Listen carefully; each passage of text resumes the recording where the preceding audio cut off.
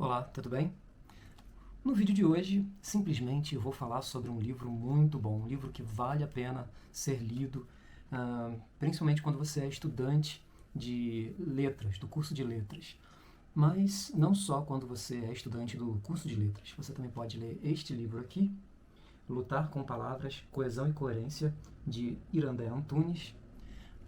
Sempre que você quiser saber sobre coesão, sobre coerência, e independentemente do seu nível de escolaridade. Se você está interessado nesse assunto, então este livro vai te ajudar bastante, porque foi uma grande aquisição para mim.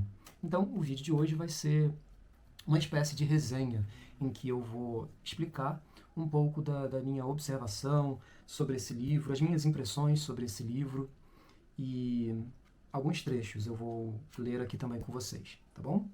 Então vamos começar. Esse livro que eu tenho aqui é a terceira edição.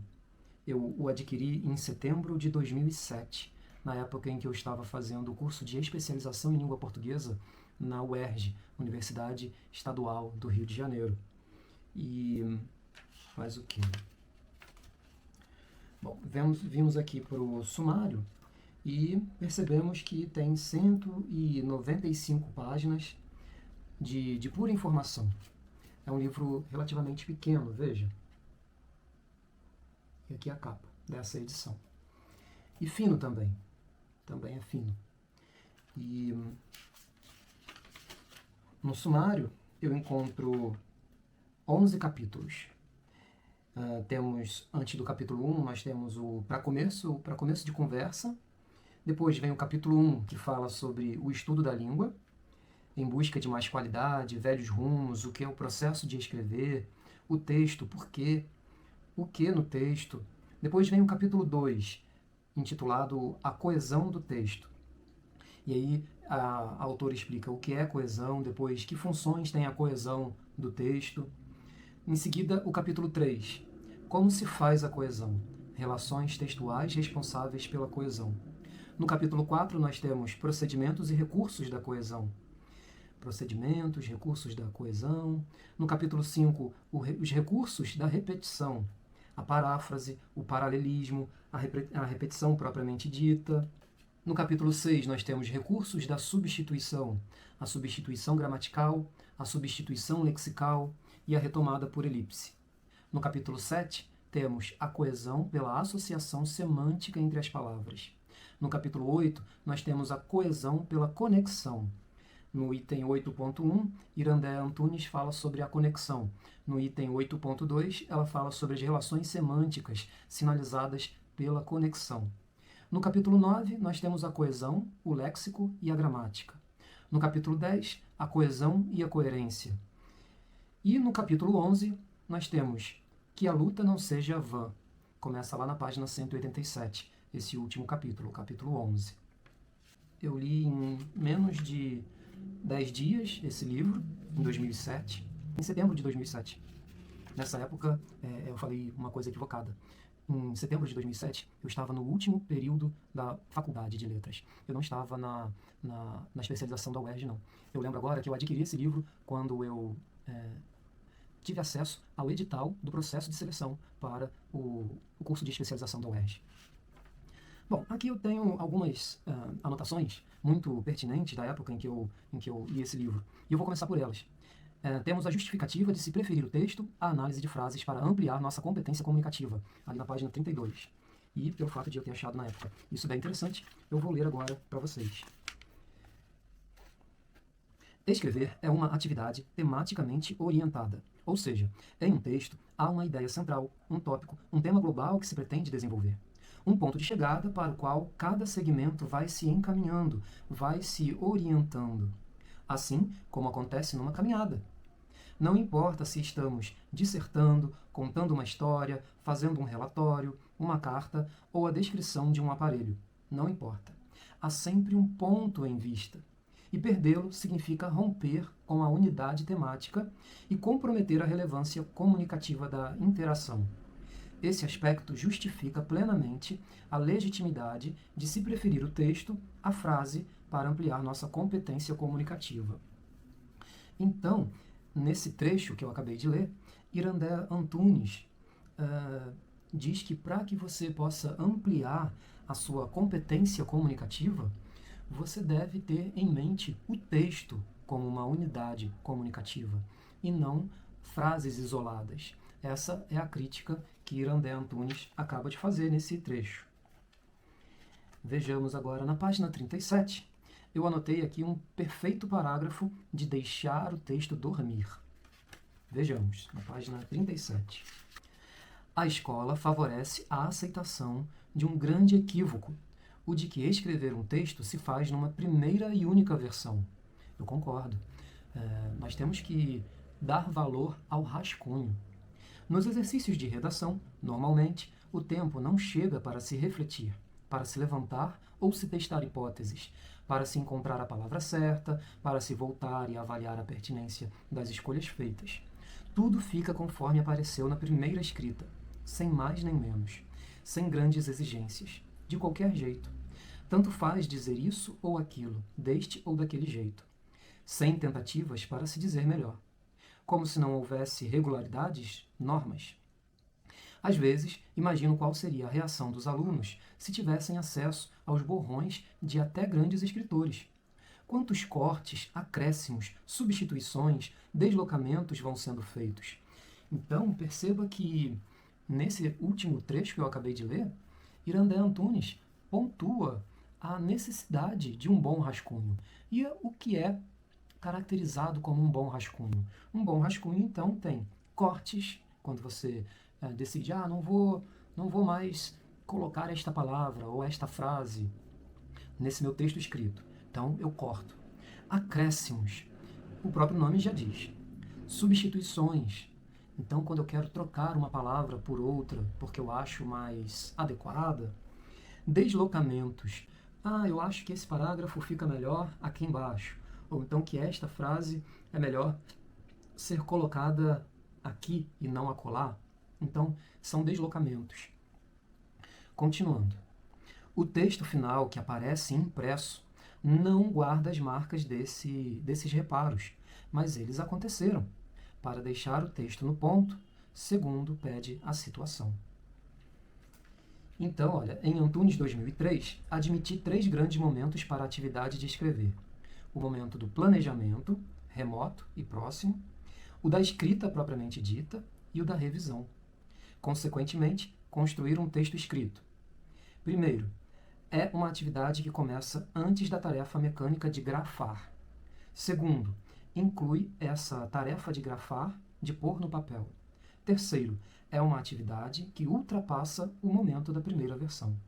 Ou seja, elaborar um texto escrito é uma tarefa cujo sucesso não se completa simplesmente pela codificação de ideias ou informações através de sinais gráficos. Supõe etapas de idas e vindas, etapas interdependentes e intercomplementares que acontecem desde o planejamento, passando pela escrita até o momento posterior da revisão e da reescrita. Por isso que é tão importante você fazer a sua primeira versão do seu texto escrito. Faz a primeira versão, depois você volta a ela um pouco depois, 1 hora depois, no dia seguinte, mas retorne. E você vai proceder à revisão.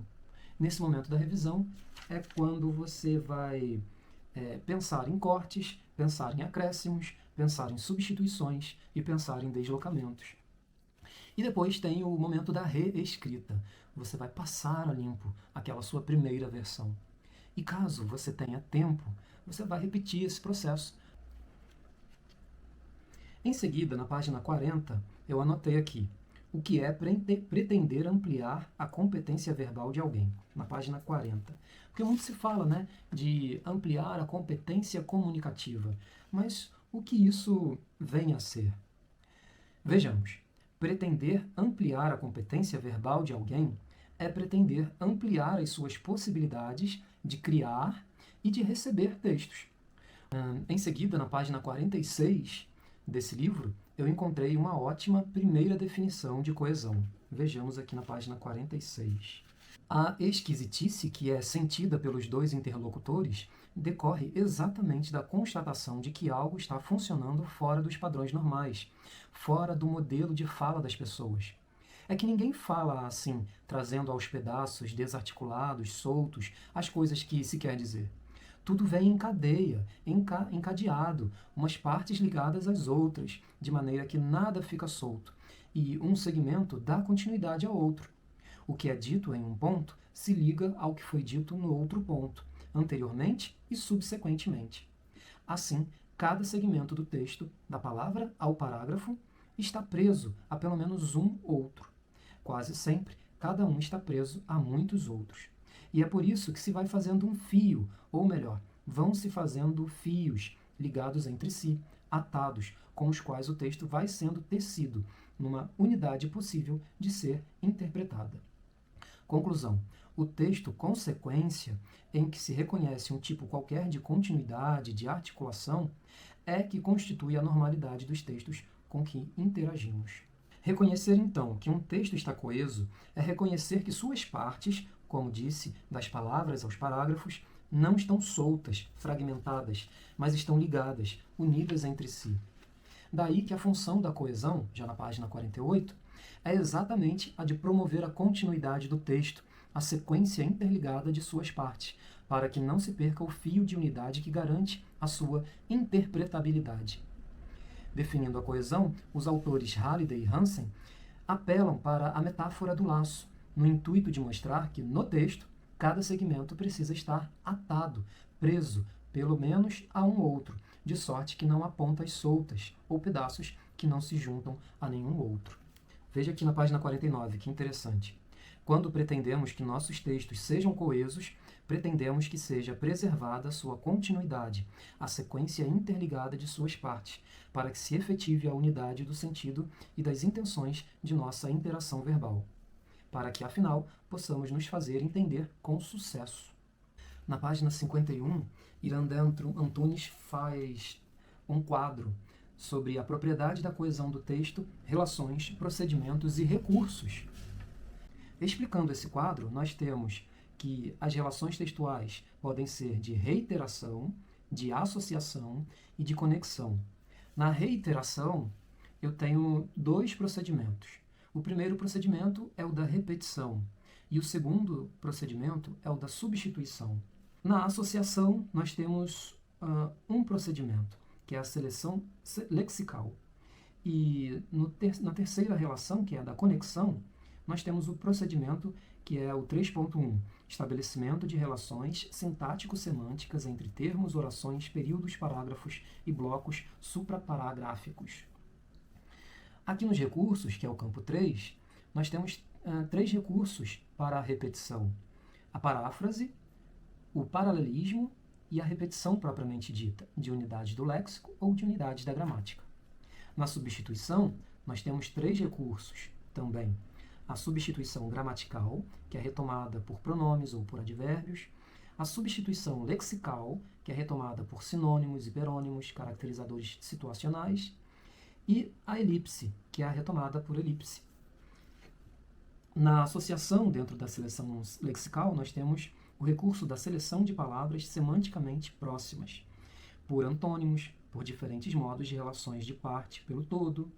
E na conexão, nós temos uso de diferentes conectores, preposições, conjunções, advérbios e respectivas locuções.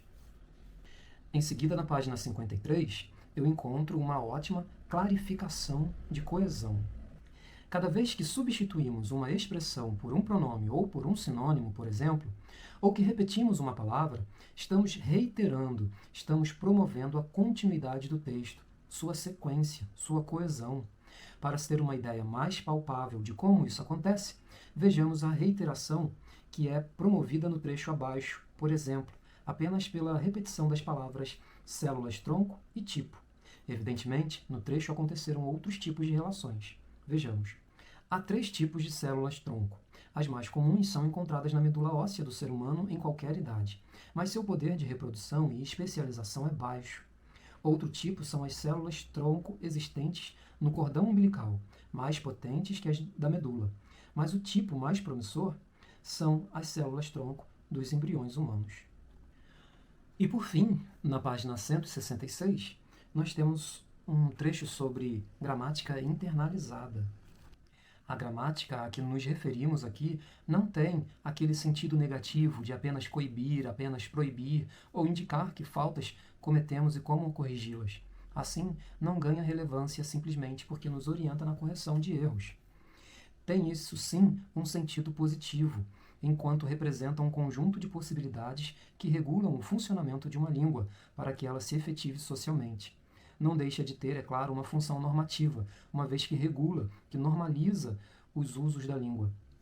Todos sabemos que nenhum de nós pode juntar as palavras a seu bel prazer, escolhendo não importa o que e na forma como se queira. Há regras bem definidas para se fazer uma pergunta, para se dar uma resposta, para se fazer uma declaração, para se fazer uma promessa, para se dizer, enfim, qualquer coisa que nos ocorra em uma determinada hora e situação. Isto é, a gramática regula, mas regula para possibilitar, isto é, para tornar possível a interação. Essa gramática todos sabem, todos a conhecem, ou seja, ninguém anda por aí dizendo coisas sem sentido, combinando ou juntando aleatoriamente palavras e frases. A possibilidade de se ouvir em contextos normais um enunciado sem nenhum sentido é nula. Então, as minhas anotações, os meus apontamentos acabaram sobre esse livro. É um livro, como eu já disse, que vale muito a pena ser lido e estudado com afinco. Espero que vocês tenham gostado e nos vemos no próximo vídeo. Um abraço!